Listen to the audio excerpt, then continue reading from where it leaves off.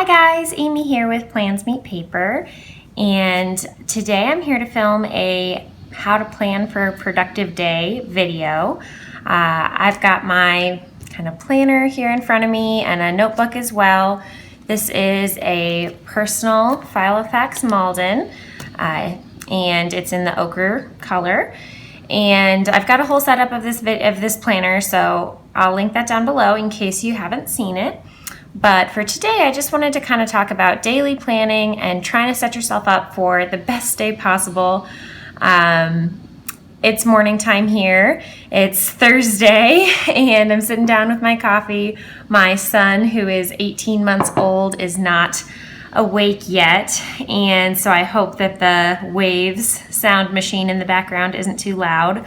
But I just wanted to bring you guys along with me today, kind of informally, and just chat about how to set up yourself for success.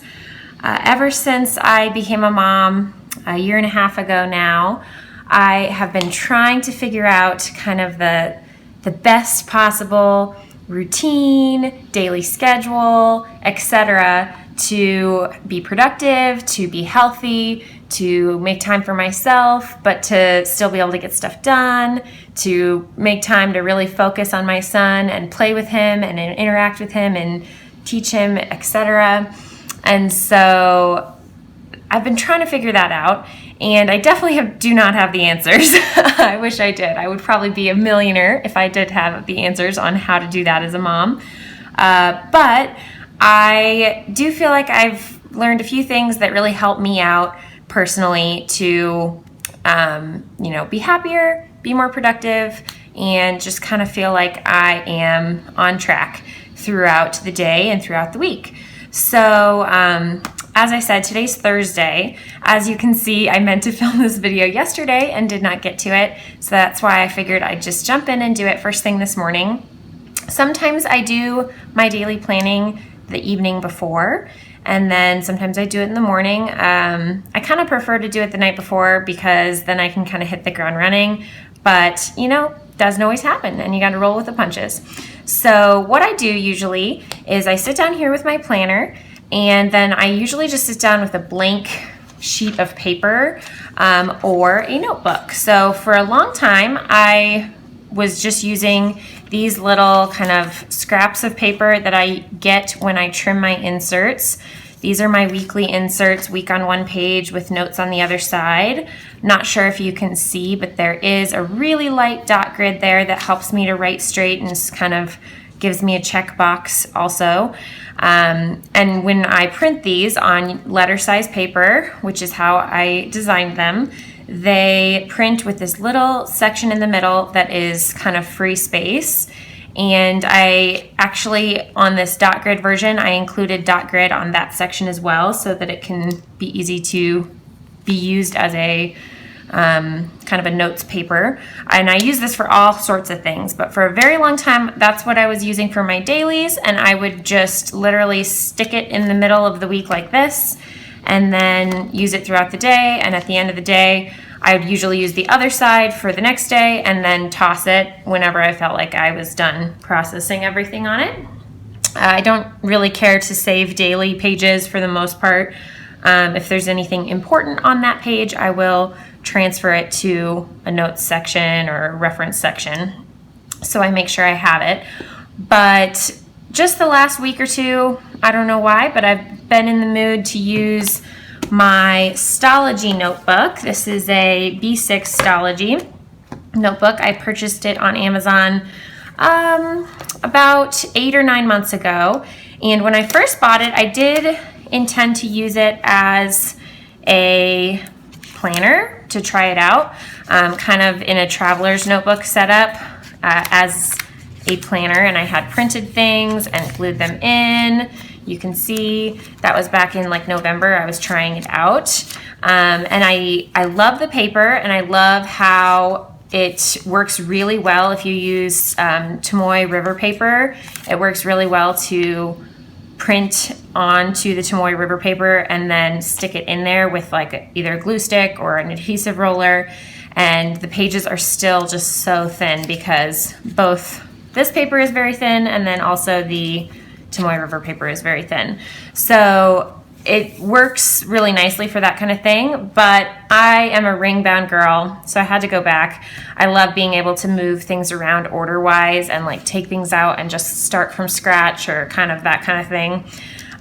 It works well. The rings work really well with my perfectionist feelings and liking to have things exactly how I want them in the moment. So that's why I went back, but I do still use this notebook and enjoy it. In recent months, I've just been using it as sometimes for dailies, grocery lists, to-do lists, project planning, basically scratch paper, but things that I don't want to refer to necessarily all the time, but don't want to throw away right away. I don't know, it's just kind of nice to be able to refer back to them, but not to have them be like in my permanent setup. And it's just a little bit more convenient to not have to print anything when I just want blank paper. This Stalogy notebook has a really, really light grid on the background, which is super nice. I never thought that I enjoyed grid, but when it's this faint, I do like it. So I recommend it. If you haven't tried out the Stalogy, it's a good buy. But anyways, I've been using it for my daily pages lately just to mix it up and to give myself somewhere to write down a nice to-do list for the day without having to print off any pages or cut anything out. Just kind of a time saver. And so usually I'll just write the day of the week and the date up at the top. And then what I do is I just go through my weekly page here. And if there's anything on my daily page or on my daily little section that I know I'm going to have to do, I add that. I know it seems kind of redundant to rewrite it, but it's kind of my way of framing my mind for the day and setting myself up to like remember all the things and not just kind of forget about them because I haven't thought about it since Sunday or whatever. So I will go through and do that from the weekly section. Also, if there's anything I didn't get done in previous days that I needed to move forward, I will add that to the current day. And I will decide either in the morning or the night before what I want to make for dinner that day. This really helps me with my morning routine because one of the things I try to do every morning is to set out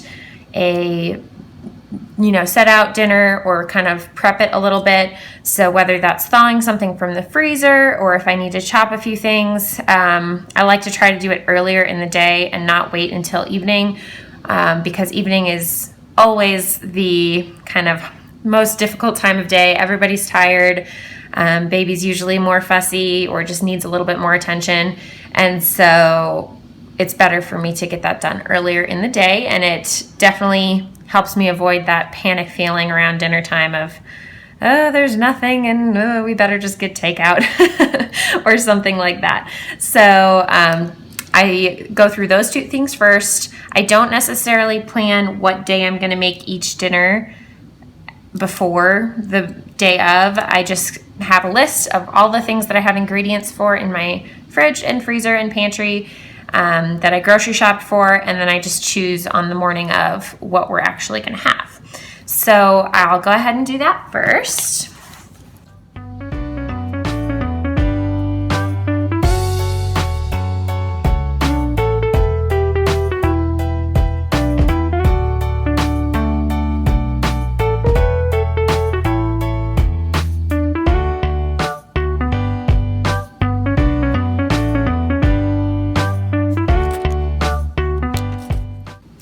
So as you can see, I just went through and I added those couple things from my weekly layout. And for the tasks that I had laid out specifically for that day, or if I missed them the day before, those are usually like my big things, most important things, and or they are appointments. So I do try to make sure I assign a time to those or record the time for those so that I keep that in my mind on the day of, kind of help plan my schedule around those two things. So filming first thing this morning, dropping off my car. Yes, I name my car. Does anyone else name their car? I got this car in college, and her name is Sadie. So yes, I have to drop off my car this evening. And then for dinner tonight, we're gonna have spaghetti, and I put salad on the weekly meal plan, but we actually had salad last night, and we have some asparagus we should eat instead. So that's the other reason I like to think about it in the morning, is that it gives me a chance to kind of adjust the meal plan according to what's, going bad the fastest, or what we need to, what's going to work better for dinner that night as the week goes on. So I've got a couple of things I need to do kind of to prepare that dinner, hopefully earlier in the day. Like, I've got sauce made in the freezer, but it needs to thaw. So if I didn't think about that till 5 p.m., could be not fun. So it's better that I think about that now and pull it out of the freezer, and then it'll just be easy to warm up on the stove, no problem. And then I need to wash my vegetables at some point. So that's kind of the first thing that I do. Look at the weekly section, look at the dinners, and then I look at my to-do list, which this is usually just kind of a long, drawn out to-do list for the whole week. It usually includes zone cleaning tasks. It includes tasks from my project section. So I've got a bunch of project lists here in this tab in my planner, and I kind of pull specific things that I think I can get done that week on a specific project. It includes tasks from my monthly list, just anything that I think I can get done this week, I list out here, and then I wait until the day of or the night before to assign it to a specific day, just depending on how the day is going. And with that, I will also note that I like to look back at the previous day. This is just notes from yesterday, but I like to look back at my previous day and see if there's any tasks that I did not get done, and migrate those forward first. So I'll go ahead and pull some tasks and make my to-do list for today as well.